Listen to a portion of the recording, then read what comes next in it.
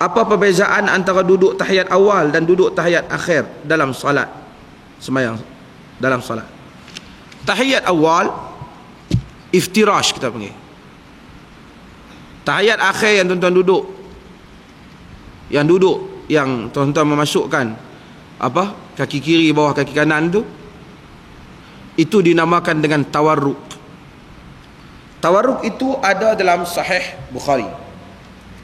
Cuma para ulama berkhilaf pendapat tentang masalah tawarruk ini. Setengah pendapat yang lemah, yang sedikit, menyatakan tawarruk ni Nabi duduk kerana Nabi dah uzur pada akhir hayat. Sebenarnya pendapat ini tidak dapat disokong oleh dalil. Sebahagian golongan Ahnaf menyokong pendapat ini atau menyatakan pendapat ini, tapi tidak terbukti dengan dalil. Sebahagian para ulama hadis, mereka menyatakan tawarruk ini hanya kita duduk jika sekiranya salat itu ada 2 kali tasyahud, iaitu tasyahud yang pertama kerana Nabi duduk, yang penting Nabi duduk pada rakaat fihi taslim. Dalam hadis rakaat fiha taslim, rakaat yang ada padanya salam, Nabi duduk tawarruk. Berkhilaf para ulama, adakah tawarruk ini untuk semua rakaat yang ada salam, ataupun maksud Nabi hadis tu rakaat salat yang ada 2 jenis tasyahud, tasyahud awal dan tasyahud akhir. Maksudnya seperti Isya, maka ada iftirash dan ada tawarruk. Adapun salat yang hanya ada satu saja salam, seperti salat sunat 2 rakaat, seperti salatul fajr, salat subuh, maka tidak ada tawarruk, kata mereka, hanya ada iftirash. Pendapat ini disokong oleh ulama-ulama dahulu ramai juga, dan zaman sekarang yang menyokongnya dan memkuatkan hujah ini ialah Syekh Nasiruddin Al-Albani rahimahullahu ta'ala, ulama hadis. Di kalangan para ulama kata tak penting, yang penting adanya salam sudah cukup pada rakaat. Seperti Asy-Syaukani, Al-Imam Syaukani, imam hadis. Semua ni imam-imam saya sebut ni semua imam sunnah. Hak tak sunnah kita tak ambil. Tak ada lah imam tak sunnah. Imam tak sunnah imam kampung. Kan ni imam, kan,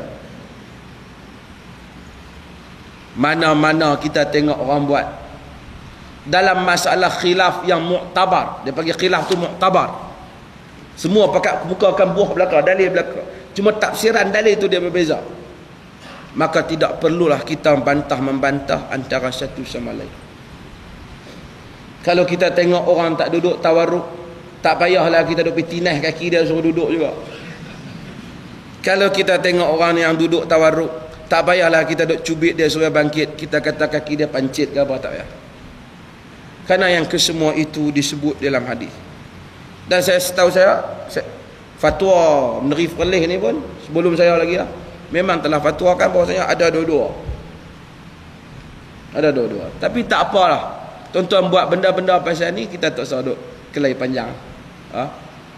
Kita tengok kerana semuanya berlaku dalam hadis.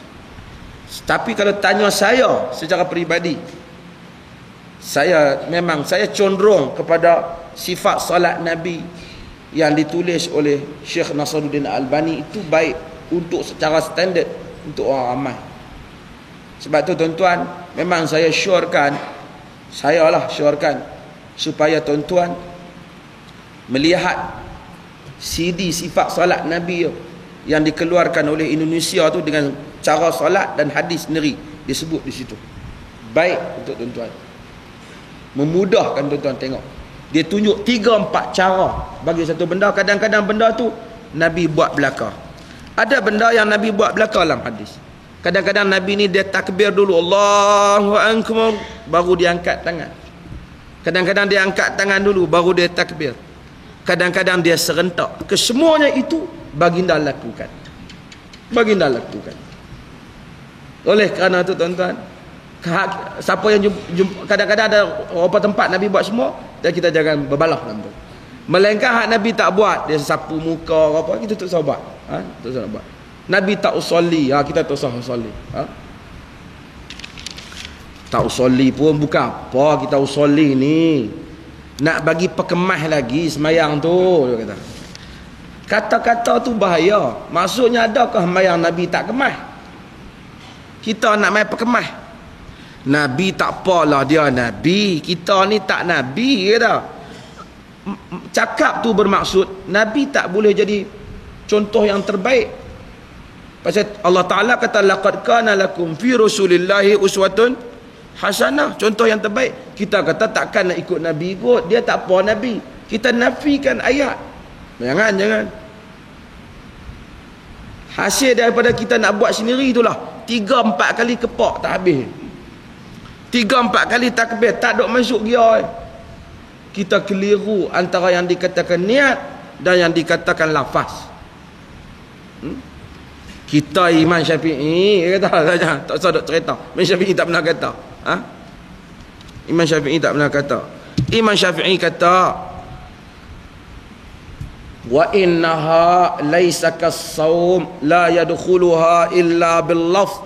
Semayang itu tidak seperti puasa, tidak dimasuki dia melainkan dengan lafaz. Perkataan tak dimasuki dia melainkan dengan lafaz dipaham oleh setengah pihak sebagai lafaz usolli. Sedangkan Imam Syafi'i tak pernah lagi ada cerita usolli zaman dia. Sebab tu para ulama menjelaskan maksud, termasuk di kalangan para ulama Syafi'iyah sendiri, Syafi'iyah sendiri seperti An-Nawawi dan selainnya, maksud Asy-Syafi'i di situ lafaz itu ialah lafaz takbir. Kalau puasa tak perlulah kita start Allahu Akbar, start puasa tak payah. Tapi kata Imam Syafi'i semayang bukan macam puasa, nak mula dia tu ada lafaz. Lafaz dia tu ialah lafaz Allahu Akbar, bukan lafaz usolli.